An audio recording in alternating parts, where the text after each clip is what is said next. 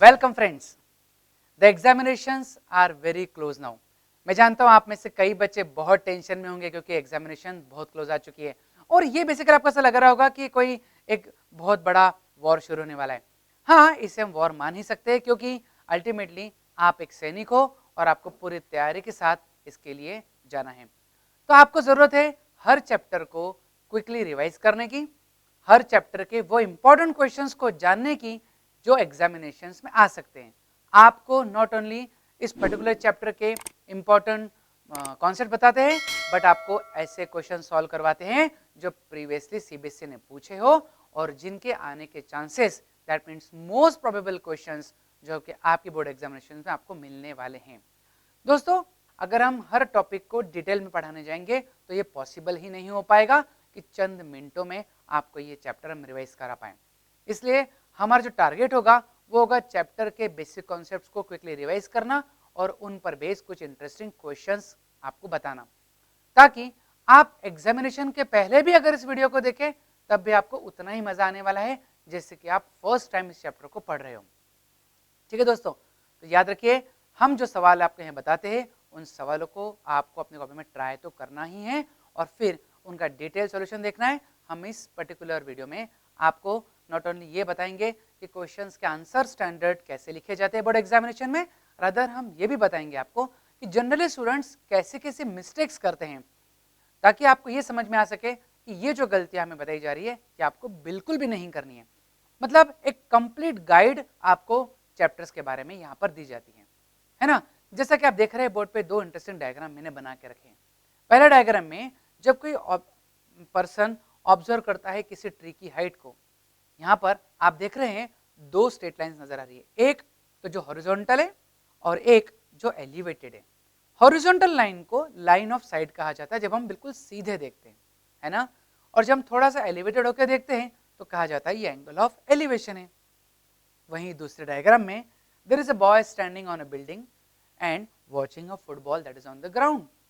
तो उसकी line of sight हुई horizontal which is parallel to the base, और वो देख रहा है डाउनवर्ड, जिसे कहा जाता है angle of depression. Applications of trigonometry में हम यही दो एंगल की बहुत ज्यादा बात करते हैं। जब हम किसी ऑब्जेक्ट को अपनी हाइट से ऊपर देखते हैं तो एंगल ऑफ एलिवेशन, और जब हम किसी ऑब्जेक्ट को अपनी हाइट से नीचे देखते हैं तो कहते हैं एंगल ऑफ डिप्रेशन।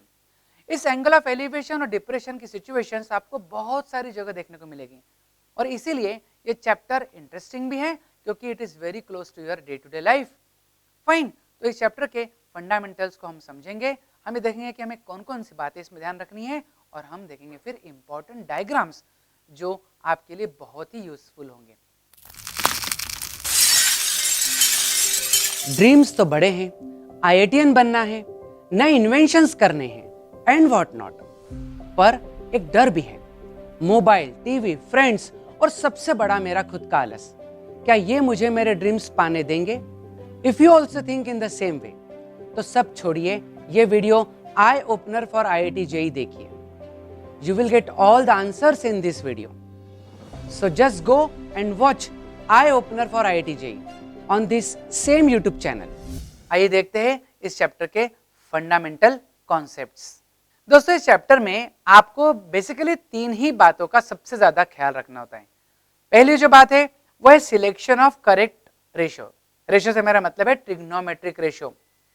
देखिए, आप जानते हैं ना, साइन थीटा, कॉस थीटा और टेन थीटा ये तीनों ही फंडामेंटल रेशियो में काउंट करे जा सकते हैं। वैसे साइन और कॉस ही फंडामेंटल होते हैं हालांकि, लेकिन क्या होता है जब आप राइट एंगल ट्रायंगल की बात करते हो, दैट मीन जैसे प्रैक्टिकल सिचुएशन, जब आप किसी बिल्डिंग को देखते हो तो आपके पास एक परपेंडिकुलर होता है ना, आप जितने दूर खड़े रहते हो वो आपका डिस्टेंस होता है, और आप अगर डिस्टेंस उसके टॉप का आपके आईज से निकाल ले, जहां से आप देख रहे हो डिस्टेंस होगा, तो वो हो जाएगा उसका हाइपोटेन्यूस। तो परपेंडिकुलर और हाइपोटेन्यूस अगर आपके पास है तो आपको साइन थीटा की जरूरत पड़ेगी। अगर आपके पास परपेंडिकुलर और बेस दिया हुआ है तो फिर आपको जरूरत पड़ेगी टेन थीटा की। वहीं बेस और हाइपोटेन्यूस में कोई रिलेशन दिया हुआ है तो आपको जरूरत पड़ेगी कॉस थीटा की। दोस्तों, तीन ही तो बातें हैं, परपेंडिकुलर है, बेस है और हाइपोटेन्यूस है। आप सिचुएशन वाइज अगर देखें, जैसे मैंने डायग्राम में बताया था आपको, a boy is watching tree और उसका एंगल ऑफ एलिवेशन बन रहा था। अब अगर मैं आपको बोलूं कि बॉय जो वो 30 मीटर दूर खड़ा है और एंगल ऑफ एलिवेशन 30 डिग्री बन रहा है, तो बताइए उस ट्री की हाइट क्या है ना। एंगल ऑफ एलिवेशन आपको दिया जा रहा है, डिस्टेंस दिया जा रहा है, दैट मीन्स बेस दिया जा रहा है, और आपसे पूछा है परपेंडिकुलर, नो डाउट आपको टेन थीटा की ही जरूरत पड़ने वाली है। वेरेज अगर मैं काइट फ्लाई कर रहा हूं और काइट की जो हाइट है वो ग्राउंड से मुझे दी है 1000 मीटर, ओके, और एंगल ऑफ एलिवेशन दिया है, और आपसे पूछा जाए what is the length of the string, वो जो धागा है जिससे आपने काइट को बांध रखा है वो कितना लंबा है। अल्टीमेटली आपको परपेंडिकुलर दिया है और हाइपोटेन्यूस पूछी है, तो दोस्तों यहाँ पर आपको जरूरत पड़ेगी साइन थीटा की। ठीक है, अल्टीमेटली आपको ये समझ में आना चाहिए कि सिचुएशन के हिसाब से मुझे करेक्ट ट्रिग्नोमेट्रिक रेशियो कौन सा यूज करना है ताकि मैं अननोन फैक्टर तक आसानी से पहुंच पाऊं। नंबर 2, जरूरत होती है करेक्ट डायग्राम की। अगर आप डायग्राम बनाने में गड़बड़ कर जाओगे तो शायद आप उसके सपोर्ट से जो क्वेश्चन करा जा सकता है वो बिल्कुल ही गलत कर दोगे। Angle of elevation, angle of depression, दो ऑब्जेक्ट्स के बीच का डिस्टेंस, बहुत सारी ऐसी बातें छुपी होती है क्वेश्चन में जिनको आपको डायग्रामेटिकली बहुत सही रिप्रेजेंट करना होता है। यहाँ पर डायग्राम के एक्स्ट्रा मार्क्स आपको दिए जाते हैं। जैसा कि आप जानते हैं ज्योमेट्री में तो आपको डायग्राम पेपर में आ ही जाएगा, तो उसके मार्क्स आपको मिलेंगे नहीं, लेकिन ट्रिग्नोमेट्री में डायग्राम के 1 मार्क मिलते हैं, जो कि काफी अच्छी बात है। जब डायग्राम आपका सही बनेगा तो मैं मानता हूं ऑटोमेटिकली आपका क्वेश्चन का सॉल्यूशन सही ही साबित होगा। तीसरी जो इंपॉर्टेंट बात है वो है proper calculation and final result. कई बार हमने देखा है कि जब डायग्राम सही बन भी जाता है, सही ट्रिग्नोमेट्रिक रेशियो भी यूज कर लिया जाता है, पर कैलकुलेशन करने में गलतियां होने के कारण आप आंसर तक नहीं पहुंचते हो। इनफैक्ट मैं कहूंगा अगर कैलकुलेशन एरर नहीं भी करा हो तब भी फाइनल आंसर गलत लिख देते हैं। देखिए अल्टीमेटली मामला हाइट और डिस्टेंस का है ना, और हाइट और डिस्टेंस डेफिनेटली इसका कुछ यूनिट ऑफ मेजर होगा। अरे मीटर में हाइट होगी, डिस्टेंस किलोमीटर में हो सकता है, मीटर में हो सकता है, तो आपको फाइनल रिजल्ट्स में यूनिट्स का बहुत ध्यान रखना है। याद रखिए यूनिट्स अगर आप नहीं लिखेंगे तो वो कोई काम का आंसर नहीं रह जाएगा। जैसे मान लीजिए आपने मेरे से पूछा कि सर आपकी हाइट कितनी, और मैंने कहा कि 5, अरे तो 5 क्या, 5 सेंटीमीटर, 5 मिलीमीटर, 5 किलोमीटर या 5 फीट। डेफिनेटली यूनिट का बहुत इंपॉर्टेंस है ना। एक टावर की हाइट आप सेंटीमीटर में लेने से रहे तो वो मीटर में होगी। अर्थ से सन का डिस्टेंस अगर आप देखेंगे तो वो लैक्स ऑफ किलोमीटर्स में आएगा, इसलिए प्लैनेट्स के डिस्टेंस को आप जानते हो लाइट ईयर में मेजर करा जाता है। तो जैसे रिक्वायरमेंट वैसे यूनिट का यूज आपको करना है। तो यहाँ पर आपको इस चैप्टर के क्वेश्चंस को सही तरीके से सॉल्व करने में इन्हीं 3 बातों का ध्यान रखना है। पहली बात सही ट्रिग्नोमेट्रिक रेशियो का यूज, नंबर 2 सही डायग्राम, और नंबर 3 करेक्ट कैलकुलेशन के साथ साथ फाइनल आंसर प्रॉपर यूनिट में। अगर ये बातें आपके जहन में उतर चुकी है तो डेफिनेटली आप किसी भी क्वेश्चन को सॉल्व करने में घबराएंगे नहीं। तो अभी मैं आपको जो क्वेश्चंस करवाने वाला हूं उनको आप बहुत ध्यान से समझिए। पहले मैं लूंगा कुछ ऐसे इंपॉर्टेंट डायग्राम्स जिनके बेसिस पर ही आपको बोर्ड एग्जामिनेशन में क्वेश्चन पूछे जाएंगे। जी हाँ, बहुत ही इंपॉर्टेंट डायग्राम्स हर क्वेश्चन में। अगर आप एनसीईआरटी उठा के देख ले, आप एनसीईआरटी एग्जाम्पलर देख ले, आप आर डी शर्मा सर की बुक देख ले, आप आर एस अग्रवाल सर की बुक देख ले, हर बुक में जितने सवाल दिए हैं वो सारे सवाल इन डायग्राम्स में आने वाले हैं। तो चलिए देखते हैं इंपॉर्टेंट ऐसे कौन सा डायग्राम्स है जो आपको याद ही रखना होंगे, जो अलग अलग क्वेश्चंस में जरूर फिट बैठेंगे। हेलो फ्रेंड्स, यहां पर मैंने बोर्ड पे कुछ इंपॉर्टेंट डायग्राम्स बनाए हैं जिनको आपको बहुत ध्यान से समझना है। दोस्तों जैसा कि मैंने आपको कहा कि जितने भी क्वेश्चंस आप अगर देखोगे क्लास 10th के मैथमेटिक्स के इस चैप्टर में, चाहे वो एनसीईआरटी बुक के हो, एनसीईआरटी एग्जाम्पलर के हो या किसी भी रेफरेंस बुक के हो, आपको इन्हीं 12 डायग्राम्स की सबसे ज्यादा जरूरत पड़ने वाली है। मैं ये कहना चाहूंगा ये क्लास 10th को लेकर मैं ऐसा कह रहा हूं, हालांकि बहुत सारी सिचुएशंस होती है, पर क्योंकि ये चैप्टर क्लास 10th में पहली बार इंट्रोड्यूस करा गया है इसलिए यहाँ पर बहुत कॉम्प्लिकेटेड क्वेश्चंस बनाए नहीं जा सकते। डायग्राम नंबर 1 की तरफ ध्यान दीजिए। ये सिंपलेस्ट डायग्राम है जिसमें आप एक किसी ट्री को एक पॉइंट ऑन द ग्राउंड से ऑब्जर्व कर रहे हो, जिसमें एक सिंपल राइट एंगल ट्राइंगल बन रहा है, किसी बिल्डिंग को पॉइंट से देखा जा रहा हो। फाइन, यहाँ पर डिस्टेंस आपको दिया जा सकता है, हाइट आपको पूछी जा सकती है, डिस्टेंस दिया जा सकता है, ये डिस्टेंस पूछा जा सकता है। तो इस तरह सिंगल राइट एंगल ट्राइंगल पर आपको क्वेश्चन दिए जा सकते हैं और इसमें एंगल ऑफ एलिवेशन यहाँ पर नजर आ रहा है। ठीक है, अगर इसे डायग्राम को यूं देखें कि अगर कोई पॉइंट ए से अगर देख रहा हो तो लाइन ऑफ साइट के हिसाब से एंगल ऑफ डिप्रेशन भी उतना ही बनेगा जितना यहाँ से angle of elevation, because line of sight will be parallel to the base and these two will be the alternating interior angles. Okay, diagram number 2 में क्या होगा कि किसी पॉइंट को या किसी हाइट को दो अलग अलग पॉइंट से ऑब्जर्व करा जा रहा है। आपको पता होना चाहिए कि जब कोई पॉइंट उस परपेंडिकुलर ऑब्जेक्ट के पास में आ जाएगा तो एंगल ऑफ एलिवेशन बढ़ेगा। So here θ1 must be greater than θ2। अगर एंगल 30 और 60 दिए हैं तो कहीं आप इसे 30 और इसे 60 ना ले लें, ये 30 और ये 60, because you are coming closer to the building.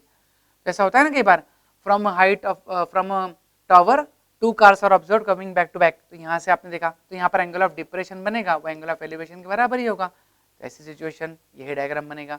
Number 3, जब किसी बिल्डिंग से दोनों अलग अलग डायरेक्शन में दो पॉइंट्स को देखा जाए या दो अलग अलग पॉइंट से सेम बिल्डिंग को देखा जाए। अगेन मैं कहूंगा अगर आप पॉइंट पास में बना रहे हो तो उसका एंगल छोटा लिया जाएगा, बड़ा लिया जाएगा, और जो दूर बन रहा है उसका एंगल छोटा लिया जाएगा। तो अगर मान लीजिए ये कोई बिल्डिंग है जिसकी हाइट आपको पूछी गई और ये कहा गया कि एक पॉइंट वहां से 50 मीटर दूर है, दूसरा पॉइंट 150 मीटर दूर है, एंगल ऑफ एलिवेशन 45 और 60 है, तो जो पॉइंट पास में है वहां 60 लेना है, जो पॉइंट दूर है वहां 45 लेना है, और इसके बेसिस पर उसकी जो कॉमन हाइट है वो आप कैलकुलेट कर सकते हो। 4 डायग्राम में आप देखेंगे दो इक्वल हाइट के पोल्स लिए जा सकते हैं और उन पोल्स को ज्वाइन करने वाली जो रोड है वहां से देखा जा रहा है। तो जिस भी पोल के पास में पॉइंट लोगे वह एंगल हमेशा बड़ा और जिससे दूर लोगे वह एंगल छोटा। यहाँ पर भी आपको ABC और EDC जैसे दो राइट एंगल ट्रायंगल मिलेंगे।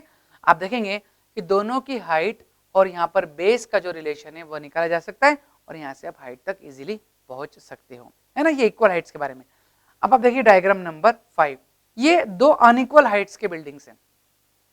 मान लीजिए किसी बिल्डिंग से किसी टावर की बात करी जा रही है, तो टावर डेफिनेटली ऊंचा है बिल्डिंग से, तो बिल्डिंग के टॉप से टावर का बॉटम देखा जाए या टावर के बॉटम से बिल्डिंग देखी जाए, वैसे बिल्डिंग के बॉटम से टावर का टॉप देखा जाए तो दो एंगल ऑफ एलिवेशन बनेंगे और इन दोनों हाइट्स को अगर मैं आपको ये हाइट दे दी जाए तो आप इस हाइट को कैलकुलेट कर सकते हो, because both the triangles are sharing the base. Diagram number 6 में आप देखेंगे कि अभी भी बिल्डिंग अलग अलग हाइट्स की, लेकिन यहाँ पर एंगल जो है वो इस बिल्डिंग के टॉप से लिया गया। आप देखेंगे कि इस बिल्डिंग के टॉप से जब सामने वाले बिल्डिंग के टॉप को देखा जाता है तो एंगल ऑफ एलिवेशन बन रहा है, वहीं इस बिल्डिंग के टॉप से सामने वाले बिल्डिंग का बॉटम देखा जा रहा है तो एंगल ऑफ डिप्रेशन बन रहा है। तो लाइन ऑफ साइट आपको बनाना बहुत जरूरी है, तभी वो सही एंगल आप रिप्रेजेंट कर पाओगे। फिर मैं कह रहा हूं अगर आपको ये हाइट दी जाए तो आप टावर की हाइट निकाल सकते हो, टावर की भी अगर हाइट दी जाए तो आप इस बिल्डिंग की हाइट निकाल सकते हो। फाइन, क्योंकि ट्राइंगल ABC और ट्राइंगल ADE में BC और AD ये रेक्टेंगल के अपोजिट साइड्स होने के कारण इनका डिस्टेंस इक्वल है। सो हमेशा ध्यान रखिए यहाँ पर जो ट्रायंगल्स आपको दिए जाएंगे उसमें कोई ना कोई साइड कॉमन होगी जिसके थ्रू ही आप अननोन डिस्टेंस या अननोन हाइट तक पहुंच सकते हैं। डायग्राम नंबर 7 में आप देखेंगे कि एक बिल्डिंग है और बिल्डिंग पर मान लीजिए एक फ्लैग लगा हुआ है, फ्लैग स्टाफ। तो आपने किसी पॉइंट से बिल्डिंग के टॉप को देखा, फिर आपने फ्लैग को देखा, तो दोनों का एंगल ऑफ एलिवेशन अलग। आप देखोगे अगर कोई मॉन्यूमेंट है, कोई मूर्ति है, वो किसी पेडेस्टल पर रखी है ना, तो अगर पेडेस्टल की हाइट है, फिर एक अपने ऊपर वहां पर एक मान लीजिए कोई मूर्ति लगी हुई है, मॉन्यूमेंट लगा, तो यहाँ पर क्या होता है, यही डायग्राम निकल कर आएगा, उसकी अपनी हाइट होगी, इस बिल्डिंग की इस पेडेस्टल की अपनी हाइट होगी, तो आपको इस डायग्राम के थ्रू कैलकुलेशन करना पड़ सकते हैं। डायग्राम नंबर 8, यहाँ पर सेम हाइट के पोल्स को एक बियॉन्ड जाकर किसी पॉइंट से देखा जा रहा है। ये स्पेशली क्वेश्चन आप ध्यान रखिए कि मान लीजिए आपने किसी पॉइंट से एक एरोप्लेन को देखा और एरोप्लेन हॉरिजॉन्टली आपसे दूर जा रहा है, तो एरोप्लेन जो होता है वो इक्वल एल्टीट्यूड पर लगातार फ्लाई होता है, उड़ता है ना, तो आपसे वो दूर जा रहा है इस तरह, तो वो सेम हाइट पर जाएगा।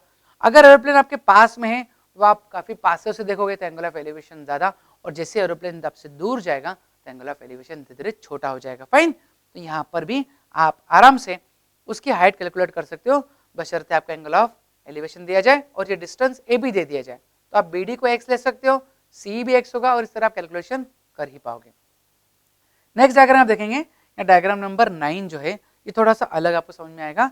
देखिए ये सिचुएशन हमने ली है एक बेसिकली किसी अगर आप एक क्लिफ पर चढ़ना चाहते हो, एक पहाड़ पर जाना चाहते हो, तो होता क्या है, आप उस पहाड़ के टॉप को डायरेक्टली देखते हो तो कुछ एंगल ऑफ एलिवेशन बनता है, लेकिन आप जिस दिशा में देख रहे हो वैसा आप चढ़ते नहीं हो, आप जिस लेवल पे चढ़ रहे हो that will be at different angle, तो आप अलग एंगल पे चढ़े, थोड़ी देर चढ़ के आपने फिर देखा कि कितने ऊपर और चढ़ना है, फिर एंगल ऑफ एलिवेशन बदल जाएगा। तो इस क्वेश्चन में 3 राइट एंगल ट्रायंगल बन रहे हैं, एक तो ट्रायंगल AEF बन रहा है, दूसरा ट्रायंगल CDF बन रहा है और तीसरा ABC बन रहा है। इन 3 राइट एंगल ट्रायंगल में 3 एंगल ऑफ एलिवेशन है जिनका यूज आपको स्मार्टली करना होगा अननोन हाइट निकालने के लिए।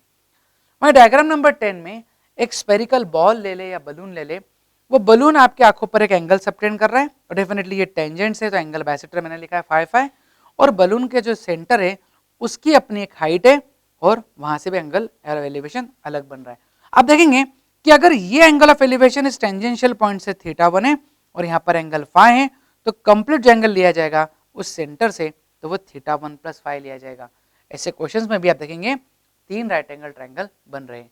डायग्राम नंबर 11 जो मैं दिखा रहा हूँ वो आप समझ भी पा रहे होंगे कि जैसे अगर ये BC जो है वो वाटर लेवल है ना, ओशन में, और आप AB पर्टिकुलर हाइट पर किसी शिप पे खड़े हो, वहां से अगर आपने एक क्लाउड देखा और उस क्लाउड की इमेज आपने देखी तो होता क्या है, आप जिस हाइट पे हो वहां से तो एलिवेशन है क्लाउड का और आपके हाइट से और डिप्रेशन में जाकर उसकी इमेज बनेगी। तो यहाँ पर एंगल ऑफ एलिवेशन θ1, ये जो AD है लाइन ऑफ साइट है, तो upward elevation downward depression. Diagram number 12 जो है, जो मैंने लिया है प्रैक्टिकल सिचुएशन से, अगर मान लीजिए लेडर ऐसे रखी हुई है AD, अब लेडर के अगर हम फुट को पीछे ड्रैग करेंगे तो जो टॉप है वो स्लाइड से नीचे आएगा, है ना, तो ऐसा कुछ डायग्राम उसमें बन के आएगा। दोस्तों ये 12 डायग्राम्स ही आपके लिए बहुत जरूरी है, अगर आप इन्हें ही ध्यान से प्रिपेयर कर लेंगे आप पाएंगे कि आप हर क्वेश्चन में इजीली सही डायग्राम बना पाएंगे। तो आपको बेसिकली ये सारे 12 डायग्राम्स अपनी कॉपी में ब्यूटीफुली बनाने हैं, उसके बाद ही हम क्वेश्चंस की प्रैक्टिस करेंगे। ओके।